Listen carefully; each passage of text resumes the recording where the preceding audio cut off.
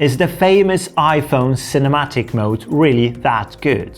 Is it time to make a switch to smartphones for photo and video? Or are there still things that an iPhone just can't do? Or maybe you're thinking about stepping up your video and photo game and buying, finally, a dedicated camera. We're going to compare photo and video capabilities of an iPhone 13 Pro and a Canon M6 Mark II, and we'll see, are there things that one can't do and the other can't, and vice versa. Zach, do you think the cinematic mode in iPhone is really that good? Yes. Hi, I'm Jakub from MPV, and I have two cameras with me today. One is a camera that's built into an iPhone 13 Pro, and the other one is a standalone dedicated camera, a Canon M6 Mark II. I'm going to have a closer look at them both, especially at the famous iPhone's portrait and cinematic mode, and I want to see how it compares against a footage shot on a real camera. I'm going to have a look at their handling and ergonomics, and then we'll move on to side-by-side comparison of their photo and video features. But before we jump into that, let's have a look at tech specs of both of today's contenders. The iPhone 13 Pro was released in September 2021. It immediately became known for its innovative cinematic mode, which allows filming with the background blur and picture characteristics we know from the big screen. Beside that is a great photo and video camera with a 12-megapixel sensor, 3 built-in lenses and even a LiDAR scanner to help with creating the depth on your pictures. It shoots 4K video, it shoots slow motion and has all of the additional features that a smartphone has.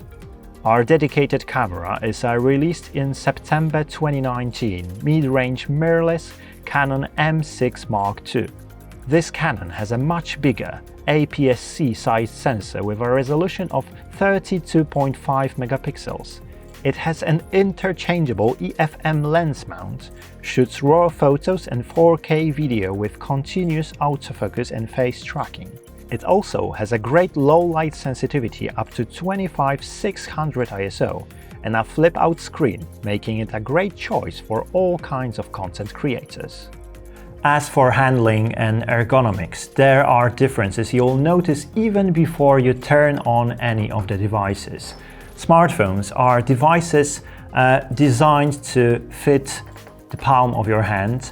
They are designed not only to take photos, but they do lots of different things, and they need to do all of that while being able to fit in your back pocket. Not all of them, not the biggest smartphones. And it's a whole different story with a dedicated camera. It was designed from the beginning to take photos and videos. It has all of the additional dials that you can quick access even without looking at them. You don't need to tap everything on screen, but you can. Like on this Canon M6 Mark II, there is a touch screen and you can operate the camera using only touch screen without using any of the top dials. A dedicated camera like this Canon is a part of a bigger system of lenses, accessories you can use to adapt it to your shooting needs. So for example, I have here a tiny pancake 22mm lens, but if you'd like, you can switch it to something bigger and more versatile, like 11 to 22 zoom. And if you're shooting in low light, you can choose one of the great Sigma lenses like this one. It has 1.4 aperture, so it will allow you to shoot in really bad lighting conditions. And if you already own a previous Canon camera, like a regular Canon DSLR, you can still use your old regular Canon EF mount lenses via adapter. Like I have my trusty 85mm 1.8 and I can easily mount it to use on this little mirrorless Canon.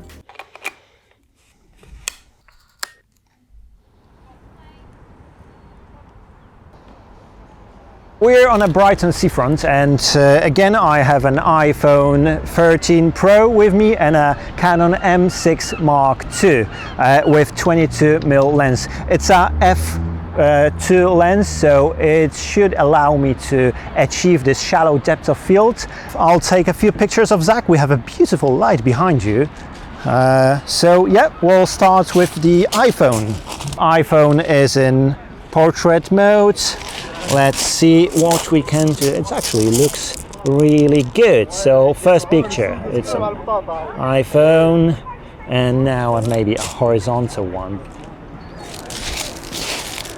This is a quite difficult lighting situation because the portrait is backlit, so there is extreme contrast between background and the foreground. So it's another thing that we can test, how those cameras perform in such a harsh lighting conditions. And now with the Canon camera, so we'll start with vertical portrait.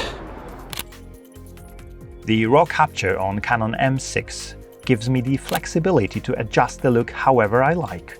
I can lift the shadows up and bring the highlights down to make it look like it was captured on an iPhone. But I can also grade it more to my taste. And the 32.5 megapixels from Canon give me enough resolution to crop the image without losing too much quality. Now we've moved to a place where we're getting a little bit of direct sunlight, so we'll see how pictures from both cameras look taken in such conditions. On the Canon, I have ability to change lenses, so for now I swapped the previous 22mm lens f2 to a beautiful Sigma 16mm 1.4. And now I'm going to take a picture with an iPhone. First picture will be with f2.8. I think 2.8 on an iPhone looks a little bit artificial, so I'm changing it to 5.6 because I think it looks much more believable.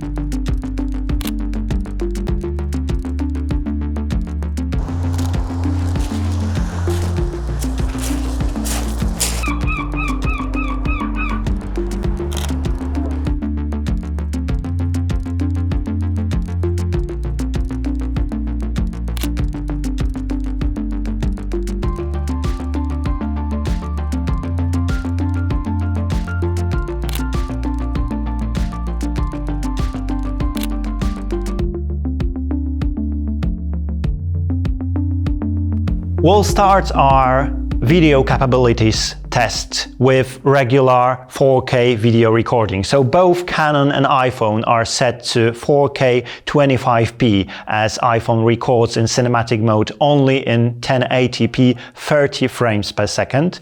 So we have Canon with 22mm lens on it, and iPhone, as you can see, is mounted on a magic arm which is a little bit closer to Zach and the whole scene. It's because iPhone's standard lens is a little bit wider than the 22 on Canon. So to match them as close as possible, they are set in this way.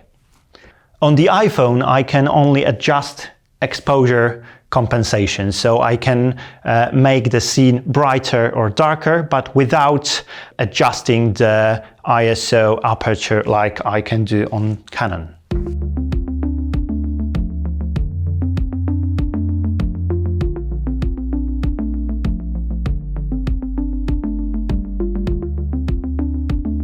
And now let's switch iPhone to cinematic mode to see how it performs in this mixed lighting condition, because we have natural daylight coming through the window behind me, and there is some artificial lights mounted on the ceiling, and so there is some yellow light in the background.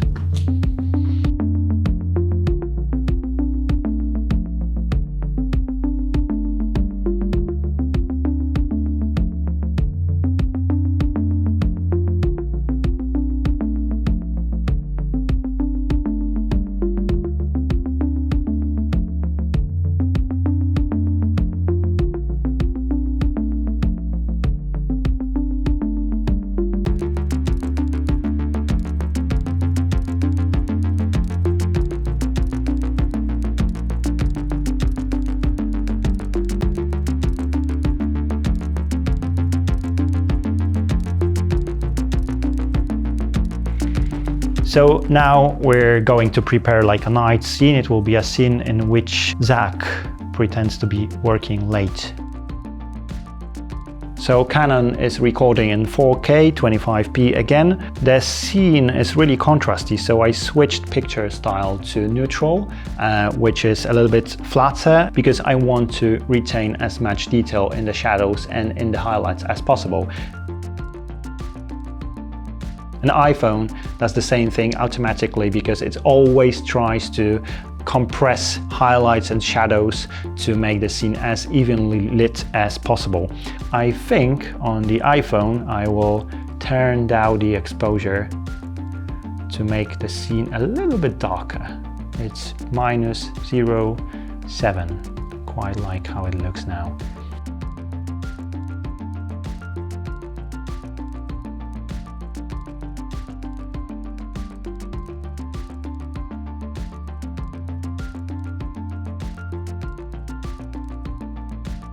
In this video, we're comparing iPhone 13 Pro against a specific camera, Canon M6 Mark II.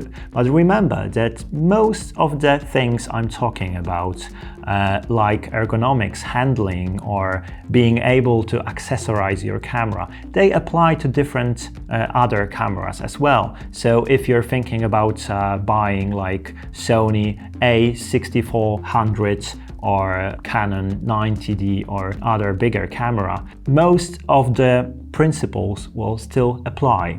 So for my taste, the quality of photo and video and the artificial blur that an iPhone can produce, it's still not quite there yet. But when the portrait mode first appeared in smartphones, it wasn't good at all, and it's getting better and better. But there are still things that an iPhone just can't do. One thing I'm sure won't change is that an iPhone will still be flat, and a dedicated camera will be designed to fit your hands and to be firmly held by you. And also, you just can't beat the experience of shooting on a real camera. Let me know, what do you think? Do you think that the iPhone cinematic mode is a match to a dedicated camera? Let me know in the comments and stay tuned for more videos on the channel. See you next time.